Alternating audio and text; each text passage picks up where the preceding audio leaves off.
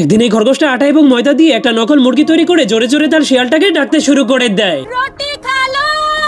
তখনই তার পোষা বোকা শিয়ালটা এসে সেই নকল মুরগিটাকে নিয়ে খেতে শুরু করে দেয়, যার কারণে তার মুখের ভেতর থেকে অনেক বড় একটা বেলুন বের হয়ে আসে। এজন্য খরগোশটা তার শিয়ালটাকে সেই বেলুনের মাধ্যমে আকাশে উড়িয়ে দেয়। এরপর শিয়ালটাকে নিচে ফেলে দেওয়ার জন্য একটা গোলাইল দিয়ে সেই বেলুনটাকে ফাটিয়ে দেয়। এরপর খরগোশটা সেখান থেকে পালিয়ে একটা নকল হরিণ বানাতে শুরু করে দেয়। কিন্তু তখন সেই শিয়ালটা প্রতিশোধ নেওয়ার জন্য খরগোশটার উপরে আক্রমণ করে দিলে খরগোশটার জীবন বাঁচানোর জন্য একটা গাছের উপরে উঠে যায়। তুমি কি পাগল হইলে না মাথা খারাপ? যা শোনার পর শিয়ালটা অনেক রেগে খরগোশটাকে মারার জন্য সেই গাছটাকে কাটতে শুরু করে দেয়। এই জন্য খরগোশটা যখনই নিচে আসে তখন সে শিয়ালটাকে বোকা বানানোর জন্য বলে, ওই যে দেখো তোমার সামনে অনেক মজাদার একটা হরিণ দাঁড়িয়ে আছে, সেটাকে শিকার করে খেয়ে ফেলো। যা দেখে শিয়ালটা অনেক লোভে পড়ে হরিণটাকে খেতে গেলেই খরগোশটা তাকে বলে, আগে তুমি হরিণটাকে ওই গুলাল দিয়ে মেরে পরে মজা করে খেয়ে নিও। আচ্ছা।